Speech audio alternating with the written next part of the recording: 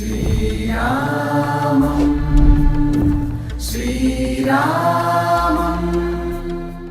रामनाममे अमृतं रामचन्द्रुडि शाश्वतं रामनाममे अमृतं रामचन्द्रुडि शाश्वतं रामनाममे अमृतं रामचन्द्रुडि शाश्वतं रामचिलक स्वर అయోధ్యలో దర్శించుకోవాల్సినటువంటి ప్రాముఖ్యత ఉన్నటువంటి నగరాల గురించి మనం చూస్తున్నాము, తెలుసుకుంటున్నాము. అందులో భాగంగా ప్రస్తుతం మనమున్నాము నాగేశ్వర్నాథ్ మందిరంలో. నాగేశ్వర్నాథ్ మందిరం అంటే ఇక్కడ నాగులకి అధిపతి అయినటువంటి ఈశ్వరుడి మందిరం. ఈ మందిరాన్ని కట్టింది రాముడి కుమారుడైనటువంటి కుశుడు. దీనికి సంబంధించి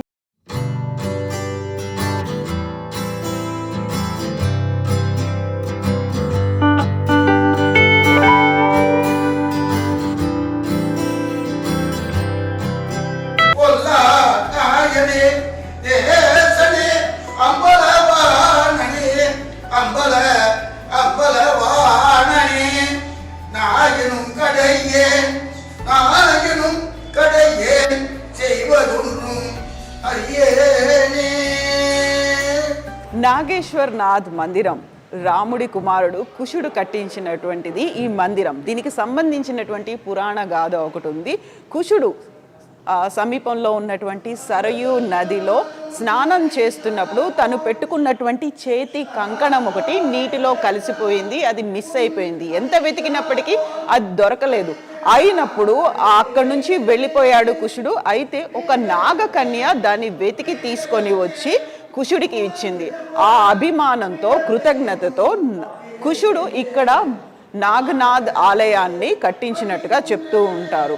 ఆ అభిమానంతో, అదే కృతజ్ఞతతో కట్టించారు కాబట్టి, నాగకన్య కాబట్టి ఆ నాగు పాములకి అధిపతి అయినటువంటి ఈశ్వరుడి గుడిని కట్టించినట్టుగా చెప్తుంటారు. అయితే ఈ గుడికి సంబంధించినటువంటి ఇంకొక విశిష్టత కూడా ఉంది. అది విక్రమాదిత్యుడి కాలం వరకు కూడా చెక్కు చెదరకుండా ఉన్నటువంటి ఆలయం ఇది. ప్రధానంగా ఆ సమయంలో అయోధ్యలో కట్టినటువంటి వివిధ దేవాలయాలు అన్నీ కూడా డిఫరెంట్ రీజన్స్తో విధ్వంసం అయిపోయాయి, ఐదర్ అడవులతో కప్పివేయబడ్డాయి. అయితే ఈ మందిరం మాత్రమే అలాగే నిలబడింది. అన్ని ఆటుపోట్లని తట్టుకొని చెక్కు చెదరకుండా నిలబడ్డటువంటి దేవాలయం ఇది. ఇక ఆ తర్వాత 1750లో ఇక్కడ సఫ్దర్గంజ్ జమానాలో మంత్రిగా పనిచేస్తున్నటువంటి నవల్ రాయ్ దీన్ని మళ్ళీ దానికి సంబంధించినటువంటి రెనోవేషన్ వర్క్స్ చేశారని చెప్తుంటారు. ఓవరాల్గా దీనికి సంబంధించినటువంటి స్థల పురాణం ఏంటి మనం తెలుసుకుందాము.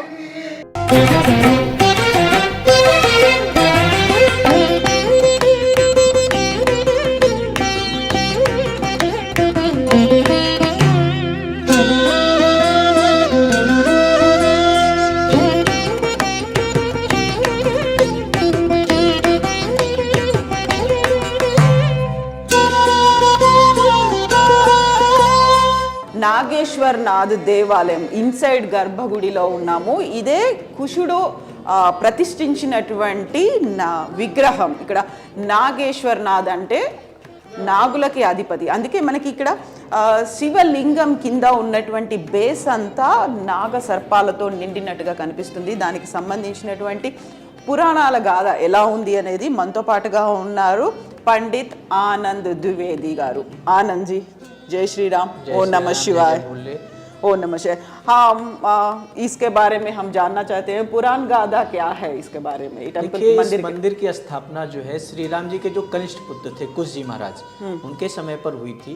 एक बार क्या हुआ था कि जब राम जी अपने लोक को जाने लगे तो उन्होंने अपना राज्य जो है अपने जो भाई थे और अपने सारे पुत्रों में विभक्त कर दिया। तो कुश जी को जो है कुशावर्त राज्य मिला। वो वहाँ पर राज्य करते हुए जब इनको काफी समय बीत गया तो इनको मतलब ऐसा महसूस हुआ कि अब हमें एक बार अयोध्या चल करके, बहुत दिन हो गया है, अयोध्या दर्शन करना चाहिए, वहाँ सरयू जी में स्नान करना चाहिए। तो वो अयोध्या आए, उन्होंने सरयू जी में स्नान किया। तो सरयू जी में स्नान करते हुए उनके हाथ का कड़ा जो कंगन होता है, क्योंकि राजा लोग उस समय आभूषण धारण करते थे, तो कड़ा जो है वो सरयू जी में कहीं गिर गया। और नाग कन्या कुमुदनी जो है उस समय विहार कर रही थी सरयू जी में, उस कड़े को लेकर के और नागलोक को चली गई। तो जब कुश जी को ज्ञात हुआ कि मेरे हाथ में कड़ा नहीं है, तो उन्होंने ध्यान किया। उनको जब सारी कथा मालूम हुई कि नाग कन्या मेरे कड़े को लेकर चली गई, तो उनको बड़ा क्रोध हुआ। उन्होंने कहा नाग ने मेरे कड़े की चोरी की, इसलिए आज मैं पूरे नागलोक को भस्म कर दूंगा, जिससे कि भविष्य में कोई और इस तरीके का दुस्साहस ना कर सके, चोरी ना कर सके। तो उन्होंने बाण का संधान किया और लोगों को भस्म करने के लिए उद्यत हुए। तो नाग लोग बड़े घबरा गए। उन्होंने कहा अब हमारे प्राणों की रक्षा कैसे हो। तो जो कुमुदनी थी, उसके पिता नागराज कुमुद बहुत भगवान भोलेनाथ के बड़े अनन्य भक्त थे। तो उन्होंने कहा अब हमारे प्राणों की रक्षा सिर्फ हमारे भगवान भोलेनाथ ही कर सकते हैं। उन्होंने भगवान भोलेनाथ से प्रार्थना की, हे प्रभु किसी प्रकार से हमारे प्राणों की रक्षा करिए, किसी प्रकार से हमारे प्राणों की रक्षा कीजिए। भगवान भोलेनाथ प्रकट हुए, उन्होंने कुश जी के क्रोध को शांत कराया। कहा हे कुश जी, इस नागों को आप अभय दान प्रदान करें। ठीक है। तो कुश जी ने कहा महाराज इन्होंने तो हमारे कड़े की चोरी की है, इनको दंड तो कुछ मिलना चाहिए। तो भगवान भोलेनाथ ने कहा इस दंड स्वरूप आप इस कन्या का पाणी ग्रहण कर लीजिए, इसके साथ विवाह कर लीजिए, इसको भी दंड मिल जाएगा और जो है आगे से मतलब आपकी बात भी रह जाएगी। तो उन्होंने कहा ठीक है प्रभु, हम आपकी सारी बात स्वीकार करेंगे, लेकिन उस स्थिति में जब आप नित्य प्रति इस स्थान पर हमें दर्शन दिया करें। तो तब से भगवान भोलेनाथ अपने भक्तों के कल्याणार्थ इस स्थान पर विराजमान हैं और कुश जी को दिए हुए वचन के अनुसार नित्य प्रति यहाँ पर दर्शन होता है।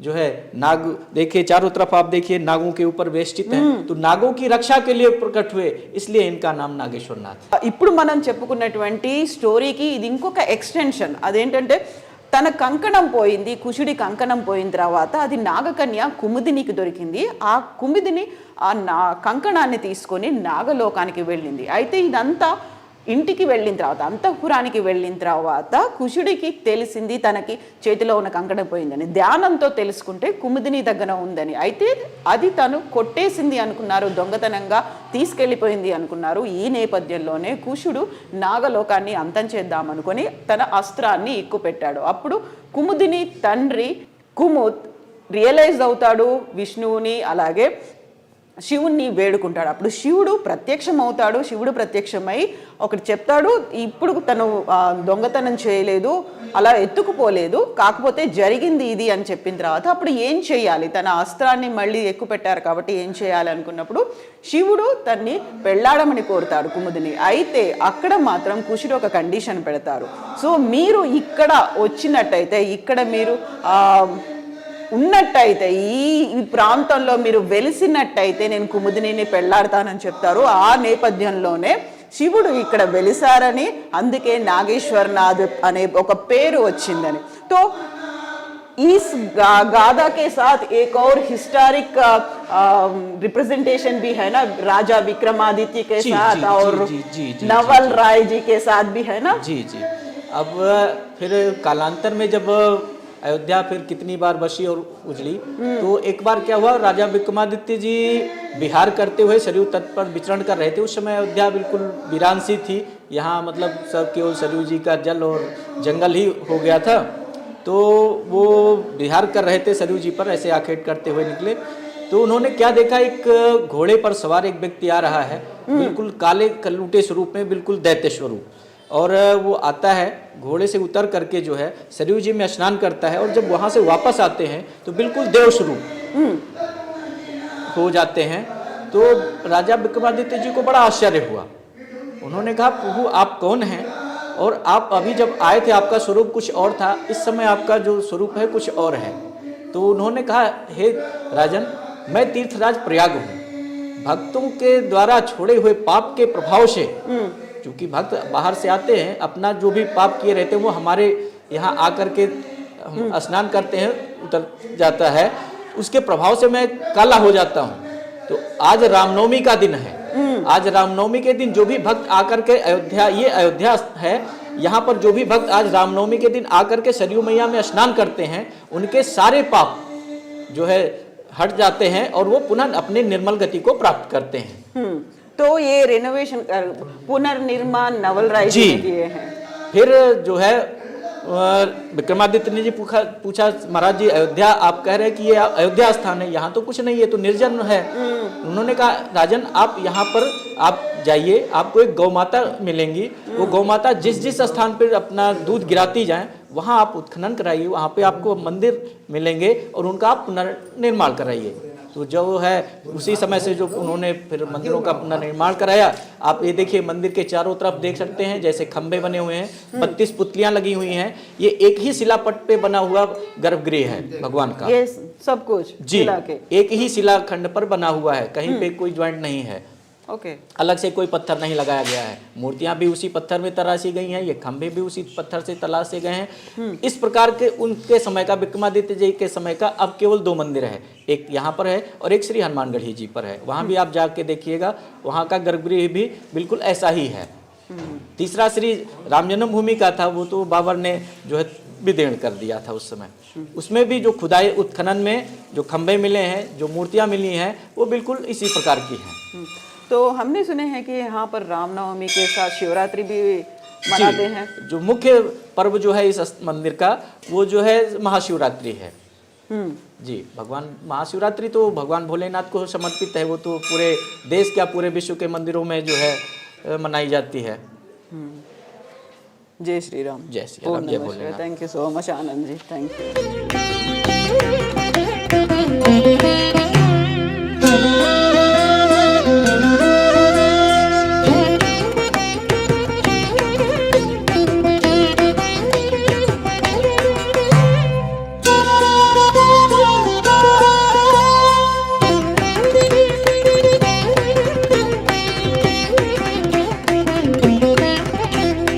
నాగేశ్వరనాథ్ దేవాలయానికి సంబంధించినటువంటి చరిత్ర. రాజా విక్రమాదిత్య కట్టించినటువంటి 3 దేవాలయాల్లో అయోధ్యలో ఉన్నటువంటి రామ మందిరం, ఆ తర్వాత ప్రస్తుతం మనం ఉన్నటువంటి నాగేశ్వరనాథ్ దేవాలయం, లక్ష్మణ్ గారి.